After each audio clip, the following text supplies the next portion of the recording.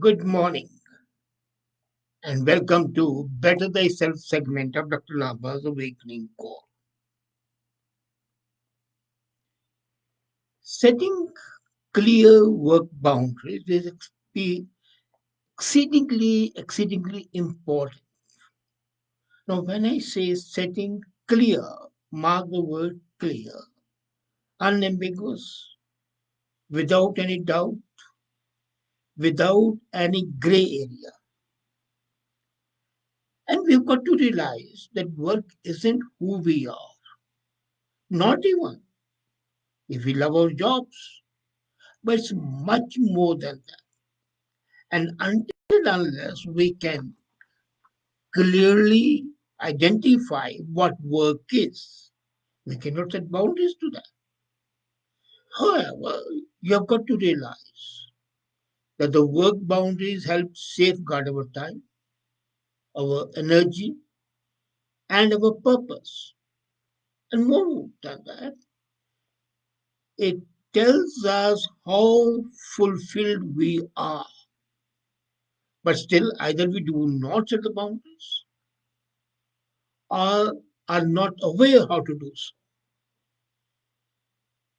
Some work boundaries are functional and clear, while there are boundaries that can be intangible, that can be flexible. For example, at some time we absolutely need to get some sleep. That's imperative. And there are boundaries in place to ensure that happens. Now, having clear boundary does not mean that we won't think about work when we are not working, or that we won't think about personal stuff during work time. That's not humanly possible.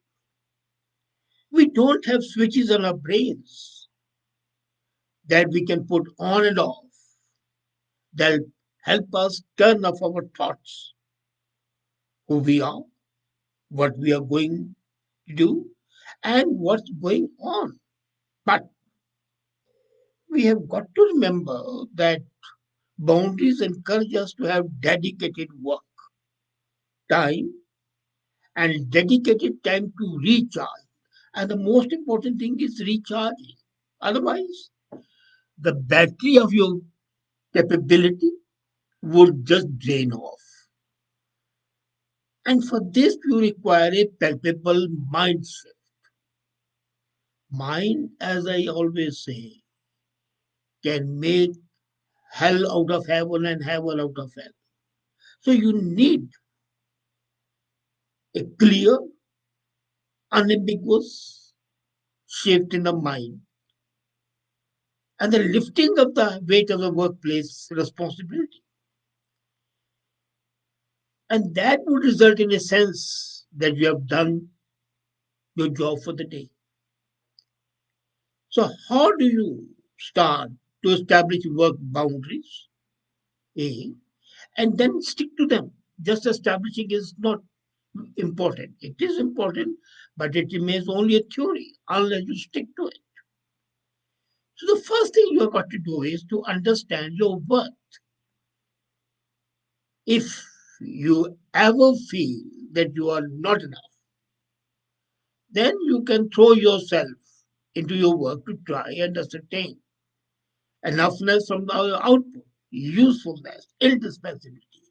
Are you useful? Is your output outstanding or optimum?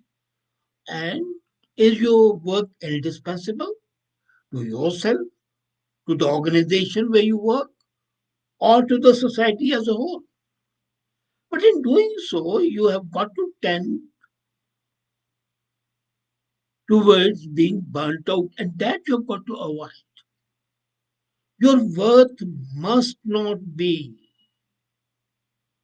weighted in the way to make you feel burnt out. And the more you do, the farther, in fact, you are away from enough feeling. You see, it's always that. The more you achieve, the more you want. So, more work you do, you say, well, I could have done still more and make a mark. and you're more likely to say yes to what's asked of you, even when you would like to say no. This is the high. You have got to learn to say no and to say yes. Why? Because it temporarily feeds your feeling enough. You feel, oh, I'm being taken care of, I'm being recognized. And you say yes. That temporary fulfillment is a disaster. And you've got to ensure that this perpetual seeking of the approval is harmful. You're all brimming with the values. Let's not forget it. Every human being is. But you don't realize it. The amalgamation of your experience, skill sets, and expertise, energy, insights, and perspectives have a unique value that only you can offer. And nobody can offer like you. So you recognize your worth. And understanding your worth and value means that you have an awareness and appreciation of your achievements and what you can really offer.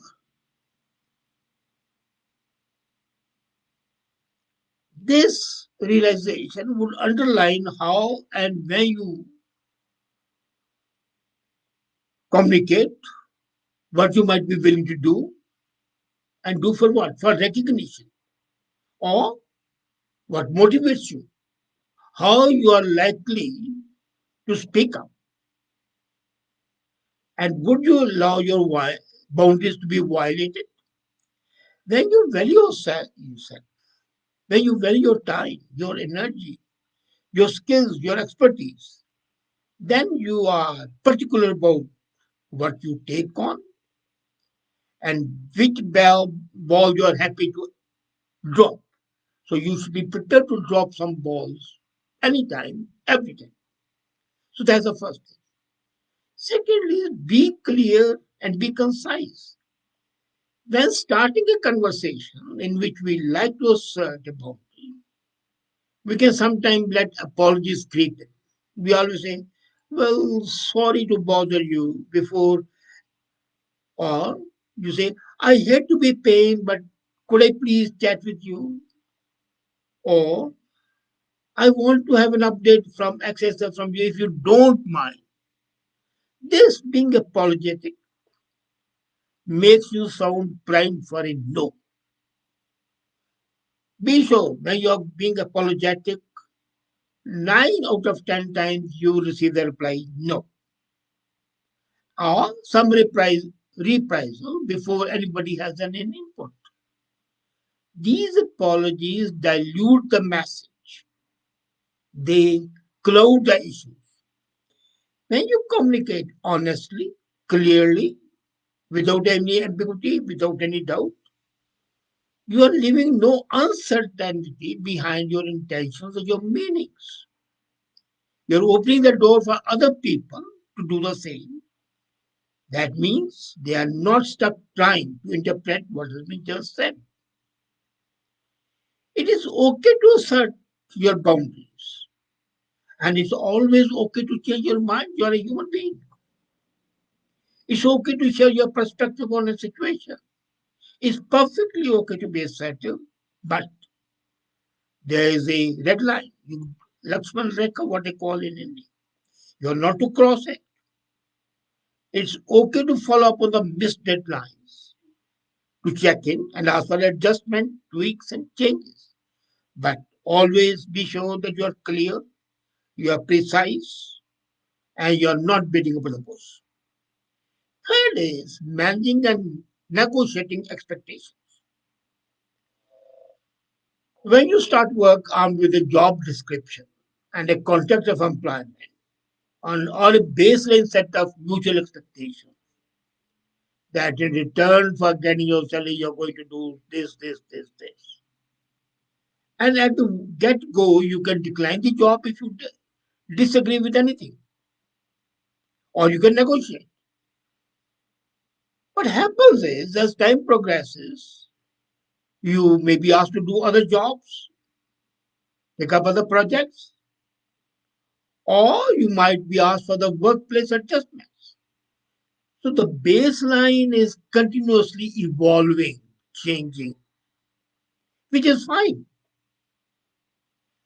provided, and that proviso is that the expectations remain clear, realistic, and mutually agreed upon. And when they are not clear, when they're crossing the boundaries, then you have got to step in and assert. When the expectations are not clearly defined, understood, and agreed, it will cause stress to everybody. So you have got to be very clear about what's going to happen. Now, the fourth thing, identify your non negotiables in any job, in any work, in any situation. There are two sets of things, negotiables and non negotiables. And 9 out of 10 times, maybe 9.9 out of 10 times, we do not identify the non negotiables, we simply push them under the carpet. And that's the worst thing we can do. Every work decision, whether you are in a job or in a business, whether you are a low level employee or you are the top management, every work, but you have got to take decisions. And you cannot forget that every decision you take would involve consequences as well as compromises. For example, you are asked to work overtime. So there's a trade off that occurs somewhere else because you can't be in two places at once. You're working overtime, your wife might be waiting at home, or your husband might be waiting at home, or your kids might be waiting at home. So what's the trade off? That's non negotiable. I mean, when the boss says he's not aware of your other commitments, and if you're not conscious of what the trade off is, you might not have considered things you are giving any. You can't blame the boss and go home and tell, well, look, you had this certain job. You're going to discuss it with yourself, with your boss, with your family. That's just an example. So, what is required? It's always helpful to have a non negotiable list. If you can write it down, fine, but I keep it in my head. I know what my negotiables, non negotiables are. Because then I have the time and space to weigh up the implications of the choices. And that implication, understanding the implication of the choices, makes me take up a job, postpone it, or refuse it blank. And then if you're saying yes all the time, say to overtime, the example we took up, what are you saying no to? You are saying no to your family life. But then are you aware? What are you saying yes to? You are saying yes to being a servile follower of your boss who would be treated as a doormat, who would never assert himself or herself. This over time takes you away from your family. But there's one thing, it's helping you to save for a down payment. So perhaps one of the non-negotiables should be a certain amount of water per day, which means you need to factor in time of your time schedule. This factoring of the time is most important. It sounds simple, but it's not. Many of us get our heads down and crash through the day, and we have a headache later on, and we have nobody else to blame but ourselves. So, non negotiables could be about the method of communication. Perhaps we don't want to be contacted by our work colleagues via WhatsApp, text message, and social media because we prefer to use these things only for our close friends. So, creating a list of non negotiables helps us uncover what's important to us. And from that, we can create communicate and negotiate boundaries. Then nowadays the remote work is very important. Since the remote work is important, that also needs boundaries. Working from home might seem ideal who have never had the opportunity, but it has a unique set of boundary issues. And working from home needs to be addressed because it's a whole set of possible distractions. You need a greater need for self discipline because you have to create reasons to leave your home and get fresh air and knowing where to put up work down where you're always at your place of work. So, working remotely requires basically a heightened consciousness to make space for yourself in and more importantly around work. So, you need a careful conversation with your coworkers and ensure that your boundaries are understood and, mind you, most important, respected. It's not just a matter of talk. Then, the last thing, which I said, beware of the burnout. Being burnt out. But what's being burnt out? It's a syndrome and is conceptualized as the resulting from chronic workplace stress that has not been successfully managed. So you've got to ensure that you